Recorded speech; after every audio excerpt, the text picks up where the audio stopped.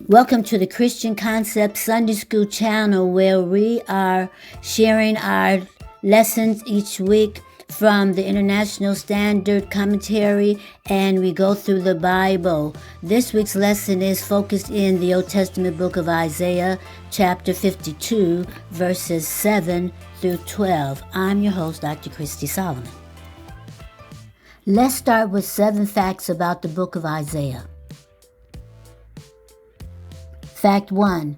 Isaiah is organized like the Bible. The first 39 chapters are similar to the 39 Old Testament books, while the last 27 chapters deliver the same message as the 27 New Testament books.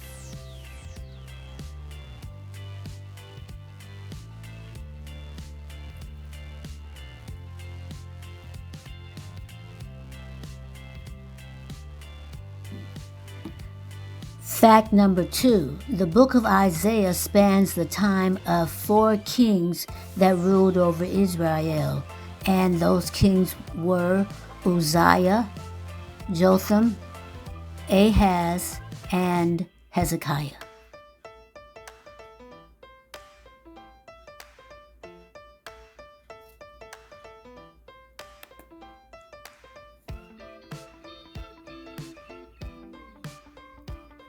Fact number 3. The book of Isaiah has many prophecies in it that came true in the New Testament, that came true even in history, and are still coming true today.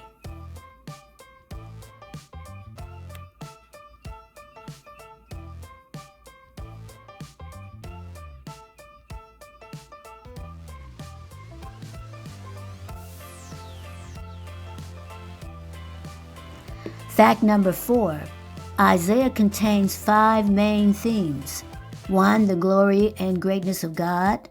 The sin of all the people on the earth and the judgment that is laid against them. Israel being scattered and reformed. The first and second coming of Jesus Christ. And the great tribulation and the glorious millennium.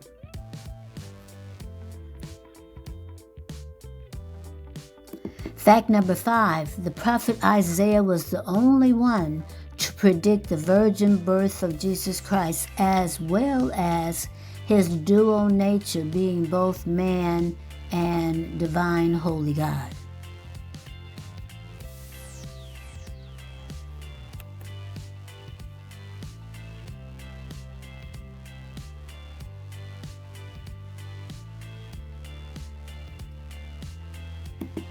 Fact number 6.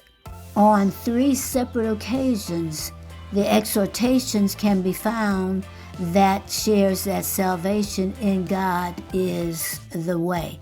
And that's found in Isaiah chapter 1, verse 18, Isaiah 45, verse 22, and Isaiah 55, verses 1 through 2.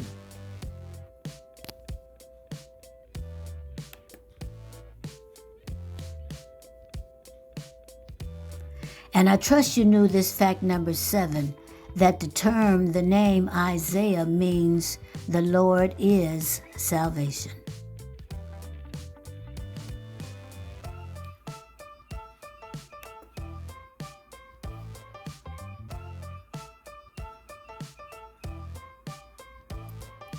So let's introduce to you the 2 goals and the 2 sections of our lesson outline for this week's study. Goal number 1, identify the good tidings mentioned in our lesson. And goal number 2, can you describe ways to proclaim good tidings in your circle of influence today?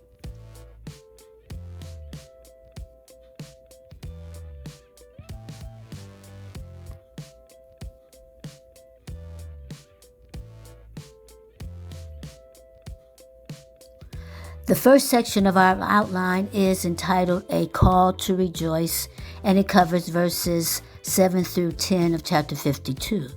Part A is entitled Chorus of Singers, and that is introduced to us in verses 7, 8, and 9. And then Part B of this section 1, Reason for Singing, is where we focus, and that is centered in verse 10 of our section. Section 2 of our outline is entitled A Call for a New Exodus, and that's covering Isaiah 52, verses 11 and 12. So part A of this section, we read how they are leaving Babylon, how they will be leaving Babylon, and that's verse 17. And then in verse 12, we read about how they should be trusting God and the celebration that comes around that. And that's verse 12. Now let's read and examine our scriptures. Verse 7. How beautiful on the mountains are the feet of those who bring good news, who proclaim peace, who bring good tidings, who proclaim salvation, who say to Zion, your God reigns.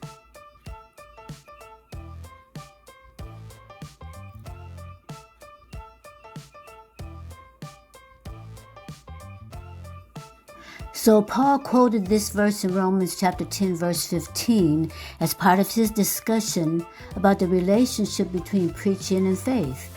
The good news affects the one announcing it as well as the hearers, that's us. The feet of all those who proclaim this news become beautiful inasmuch as the message is beautiful. Here the good news describes the return from Babylon's exile to their homeland of Jerusalem, also known as Zion. Your God reigns credits God's power over everything. Verse 8, listen, your watchmen lift up their voices. Together they shout for joy, for every eye will see when the Lord returns to Zion.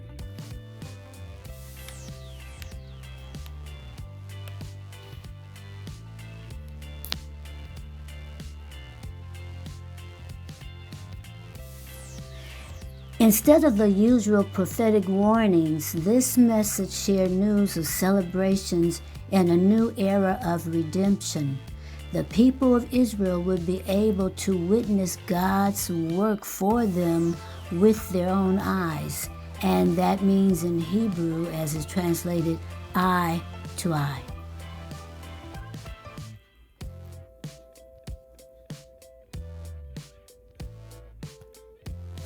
Verse 9, break forth in joy, sing together, O ruins of Jerusalem, for the Lord has comforted his people.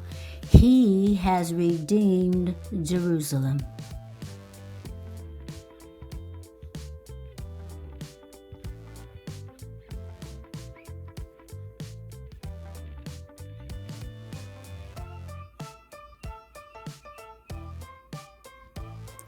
When the works of the Lord are recognized as such, there should be an appropriate response. The singing was to be done not just by the people, but by this desolate wasteland, Jerusalem itself. Starting back to the first wave of returnees from Babylon to Jerusalem in 538 BC, according to the decree from King Cyrus of Persia, the start and stop rebuilding process beginning with Prophet Nehemiah lasted almost a century later. Verse 10. The Lord has bared his holy arm in the sight of all the nations. All the ends of the earth will see the salvation of our God.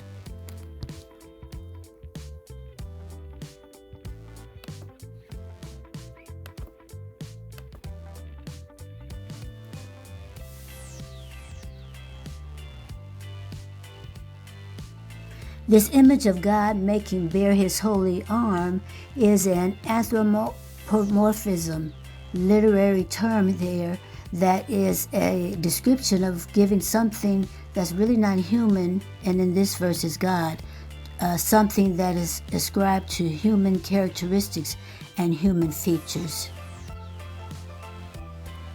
Listen, anthropomorphism is not so unique. You see it used in poetry, in manuscripts of novels. You even see it in scripts of television plays when they make sure that they give an understanding clearer for you and give these human characteristics to otherwise inanimate objects. And here, as it is referred to God, we know that God is not a man, but he is a spirit. They still gave a visual for the people and let them understand just what he was doing with his power through his arms.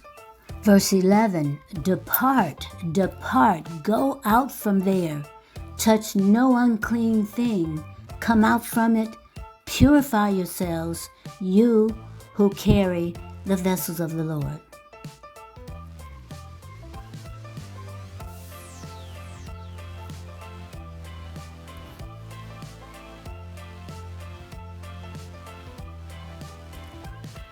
Like the Exodus from Egypt some 900 years earlier, this directive was movement from a place of suffering. Since the people would carry the temple items back to Jerusalem, they were to restore and give utmost respect for them. It was important to avoid any unholy use and purpose that was demonstrated while they were in the hands of the Babylonian kings. And our last verse, verse 12, for you will not leave in a hurry, nor flee in haste, for the Lord goes before you, and the God of Israel is your rear guard. Those are your scriptures, verses 7 through 12. And our last explanation.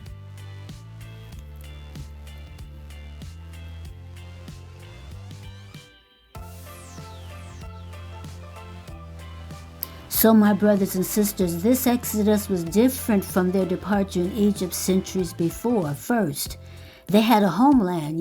It was Jerusalem. Second, they did not have to rush to leave their Babylonian captors like they did from the Egyptian Pharaoh. They were able to strategically plan. Thirdly, they did not have to eat their food in haste, as remembered during the Passover. And lastly, even though there was no pursuing army after them, God still provided divine protection. So let's review and give a book summary of Isaiah. Isaiah is among the most important prophetic books in the entire Bible. The first segment details God's impending judgment against the ancient people for their sin and for their idolatry, and that is shared in chapters 1 through 35 of this book of Isaiah.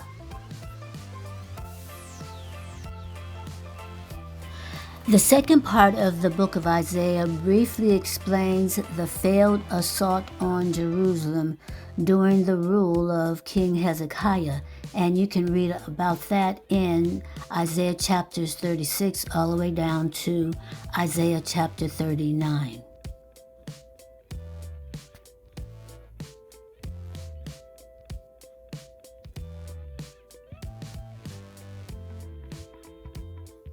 And as we continue to give you a summary of the book of Isaiah, let us share with you that the final chapters predict Israel's rescue that we've been talking about in this lesson from Babylonian captivity. And that starts in Isaiah chapter 40 through 48. The promised Messiah is mentioned by prophet Isaiah starting in chapter 49 to 57, and that's what we read about today in chapter 52, and the final glory of Jerusalem and God's people shared in chapter 58 through 66. So we've just shared with you a basic summary of the book of Isaiah, and now let's give you a summary of our lesson, God Reigns, chapter 52.